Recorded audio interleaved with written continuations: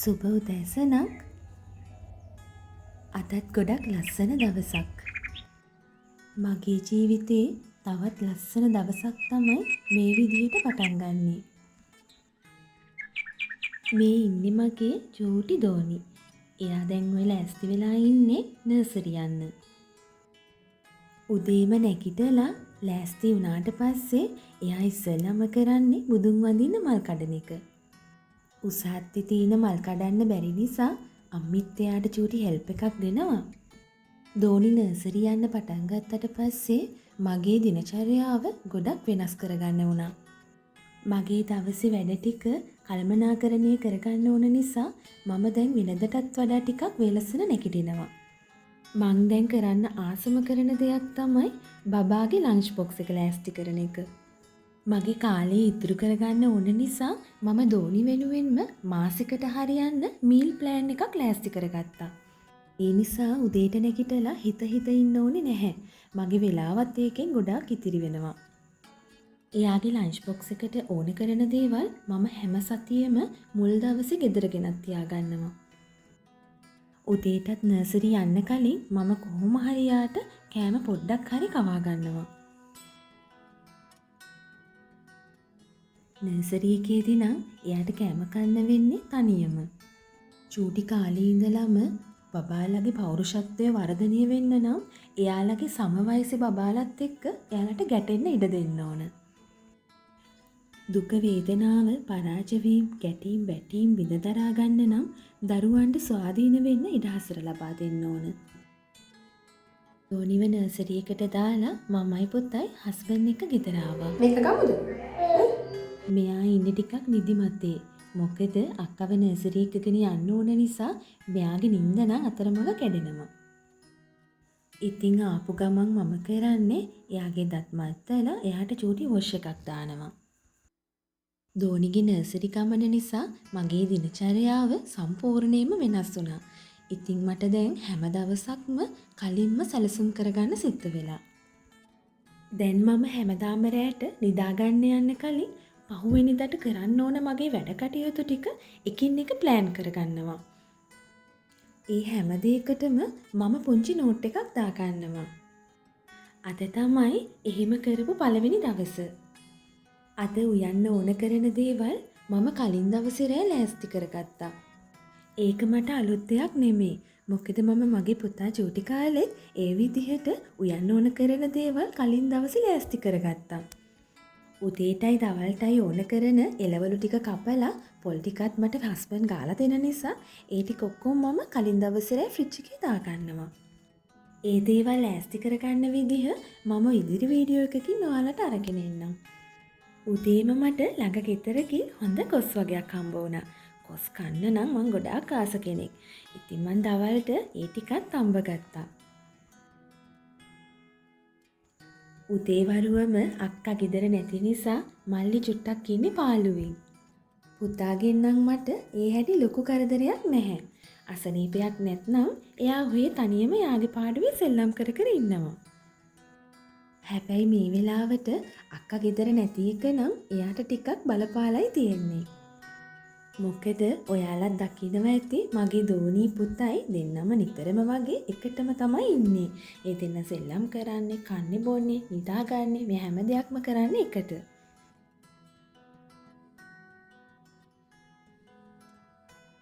ආයෙත් මම පුතාවත් ලෑස්ති කරගෙන 11:00ට දෝනිව ගන්න යන්න ඕන.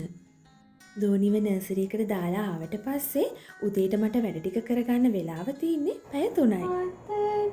ඔය අතරේ පුතා ආපහු පැයක් විතර නිදා ගන්නවා. හැබැයි ඉතින් ආපහු පුතාගේ නිින්ද කැඩෙනවා. ටික දවසක් යද්දී නම් පුතත් මගේ මේ දිනචර්යාවට ඉබේම හුරු වේවි. නිින්දෙන් ඇහැරවගෙන අපි දෙන්නත් එක්ක ආවා හස්බන්ඩ්ගේ ෆැක්ටරි එකට. ඔන්න තාතිත් එක්ක තමයි දැන් අපි දෙන්න දෝනිව එක්කගෙන යන්න හදන්නේ. දෝනිවත් එක්කගෙන අපි 12 වෙද්දි ගෙදර එනවා. දෝනි ගෙදර ආපු ගමන් වොෂ් දාලා මොනවා හරි කාලා ටිකක් නිදා ගන්නවා. මගේ ෆෝන් එකේ බැටරි එක තිබුණේ නැති නිසා මට ඒ ටික වීඩියෝ කරගන්න බැරි වුණා. ගෙදර ආවට පස්සේ දෝනිත් එක්කම පුතත් නිදාගත්තා. ඒ දෙන ටිකක් නිදාගත්තට පස්සේ තමයි මට මං වෙනුවෙන් කාලය වෙන් කරගන්න වෙන්නේ. බබාලා නිදාගෙන නැගිට්ටට පස්සේ දෝනිත් එක්ක එයාගේ පත්තරේ වැඩ වගයක් කරා. මම එයාට හැම මාසෙකම චූටි බබා පත්තරේ ගෙනත් දෙනවා. අවුරුදු 2 ඉඳලම මම එයාට මේ පත්තරේ ගෙනත් දෙනවා. පාට කරන අලවන වැඩවලට දෝනි හරිම කැමතියි. මම නම් එයාට මාස 10 ඉඳලම පොත් පෑන් පැන්සල් පාට පෙට්ටි වගේ දේවල් දුන්නා. එහෙම දෙන එක එයාලගේ පුංචි ඇඟිලි වලට හොඳ ව්‍යායාමයක්. අක්කටයි මල්ලිටයි සෙල්ලම් කරන්න ඉඩ දීලා මම ආවා කිචන් එක පැත්තට. අද දවසේ මම මටම පවරගත්ත වැඩවලින් එකක් තමයි ගෙදර අයට කන්න රසමරස වටලප්පම් එකක් හදාගන්න එක. සාමාන්‍යයෙන් මම සතියට දෙසරයක් වගේ ගෙදර හැමෝටම කන්න පුළුවන් විදිහේ රසමරස ඩෙසර්ට් එකක් හදාගන්නවා. ඉතින් වටලප්පම් කියලා කියන්නේ ඒ අතරින් උඩින්ම තියෙන ඩෙසර්ට් එකක්. කොච්චර වැඩ රාජකාරී මැද්දේ වුණත් ගෙදර අය කන්න ආස කරන දේවල් හදලා දෙන්න මම කොහොම හරි මගේ කාලය වෙන් කර ගන්නවා. හැම දවසක්ම සැලසුමක් ඇතිව පටන් ගන්නව නම් ඒ දවසේ කරන්න ඕන වැඩ කටයුතු හැම දෙයක්ම නිදහසේ සැහැල්ලුවෙන් කලබලයක් නැතිව අපිට කරගෙන යන්න පුළුවන් වෙනවා. ඉතින් ඔයාලත් උත්සාහ කරලා බලන්න. ඔයාගේ හැම දවසක්ම ප්ලෑන් කරගන්න. මතක ඇතිව ඔයා වෙනුවෙන් පොඩි කාලයක් වෙන් කරගන්න. හැම දවසකම අවසානයේදී ඔයා ගත කරපු දවස ගැන ආවර්ජනය කරන්න. දවස ඇතුළත ඔයා කරන්න හිතාගෙන හිටපු හැම දෙයක්ම ඒ විදිහටම කරගන්න පුළුවන් වුණාද කියලා ඔයා කල්පනා කරලා බලන්න. පමණට වඩා දේවල් එක දවසකදී දාගන්න එපා. මොකද අපි හැමෝටම අපේ මනසට පොඩි විවේකයකුත් ඕන කරනවා. අධික පීඩනයට අපි කවුරුත් කැමති නෑනේ. අපි හැමෝම කැමති නිදහසේ සැහැල්ලුවෙන් සතුටින් ඉන්න. ඕනම රසවත් කෑමක් හදන වෙලාවට මම අමෝතුම ලෝකයකට යනවා. මේ වගේ වෙලාවට මගේ හිතට ලොකු සැහැල්ලුවක් දැනෙනවා.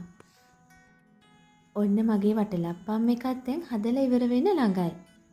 මම මේ හදන විදිහට වටලප්පම් එක හදාගත්තොත් ගොඩාක් රස වටලප්පම් එකක් ඔයාලට කන්න පුළුවන්. පහළ තියෙන ඩිස්ක්‍රිප්ෂන් බොක්ස් එකේ මම මේ වටලප්පම් රෙසිපි එක දාන්නම්. අවශ්‍ය කෙනෙක් ඉන්නවා නම් ඔයාලටත් බලන්න පුළුවන්. වටලප්පම් එකක් හදාගනිද්දී හොඳ කිතුල් හකුරු පාවිච්චි කරනවා නම් අපිට රස වටලප්පම් එකක් හදාගන්න පුළුවන්. අපේ ගෙදර මේ වගේ වටලප්පම් පුඩින් වගේ දේවල් නම් නිතරම හැදෙන දේවල්. කඩෙන් අරන් කනවට වඩා එකපාරක් ගෙදර හදලා කාලා බලන්නකෝ. ඒකේ දැනෙන්නේ අමුතුම රසක්. වෙනදට මම වටලප්පම් එක ස්ටීම් කරගන්නේ රයිස් කුකර් එකේ. හැබැයි අද හිතුණා මට oven එකේ හදලා බලන්න ඕන කියලා. oven එකේ හදනව නම් තැටියකට වතුර ටිකක් දාලා ඒක උඩින් වටලප්පම් එක තියාගන්න. උෂ්ණත්වය නම් oven එකෙන් oven එකට වෙනස් වෙන්න පුළුවන්. මේ බලන්නකෝ මං හදාගත්ත වටලප්පම් එක.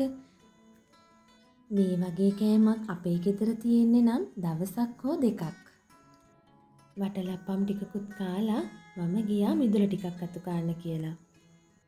මිදුල අස්පස් කරන වැඩවලදී මං ඒ වෙනුවෙන්ම වෙනමම කිට් එකක් තියාගෙන ඉන්නවා. මං කරන වැඩවලදී බබාලා දෙන්නත් මට උදව් කරනවා. හැබැයි ඉතින් උදව් වලට වඩා වැඩ වැඩි කරන එක තමයි දෙන්න කරන්නේ. මේ සතියේට මට බෙඩ් ෂීට්ස් මාරු කරගන්න බැරි වුණා. ඔන්න මම ඒ වැඩෙත් කරගත්තා. සතියකට සැරයක් අනිවාර්යයෙන්ම බෙඩ් ෂීට්ස් මාරු කරගන්න.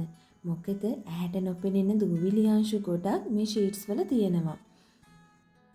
මමත් සතියකට සැරයක් අනිවාර්යයෙන්ම කොට්ට උර ඇඳ ඇතිරිලි මාරු කරනවා. සති දෙකකට සැරයක්වත් අනිවාර්යයෙන්ම කොට්ට මෙට්ට තද අවුවේ දාලා වේල ගන්න.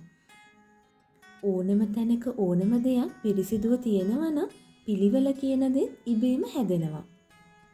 ඉතින් නිදන කාමරයේ වුණත් මොන තත්ත්වයේ තිබුණත් අනිවාර්යයෙන්ම පිරිසිදුකම පිළිවෙල නම් තියෙන්නම ඕන දෙයක්.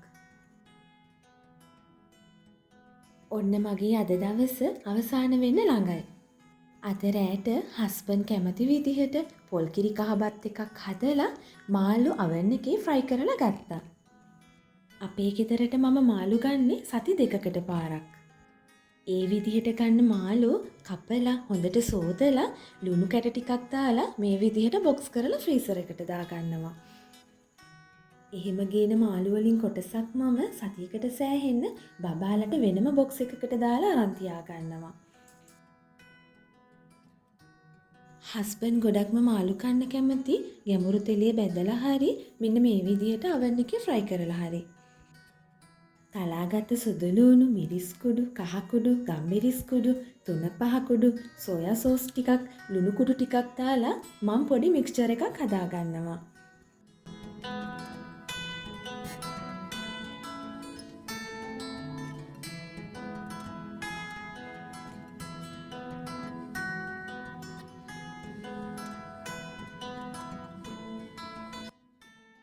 මේ විදිහට මාළු හදන දවසට මගේ බබාලා දෙන්නත් ආසාවෙන් කනවා.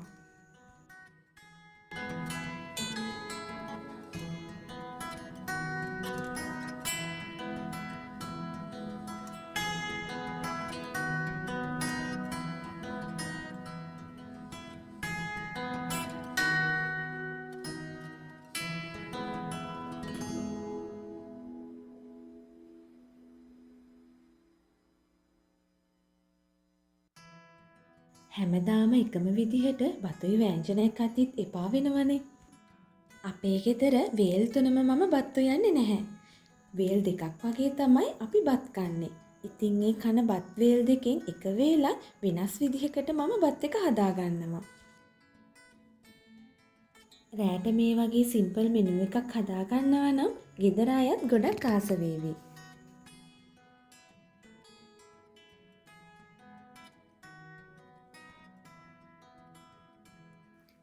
තනියට ඔන්න බිත්තරත් තම්බ ගත්තා.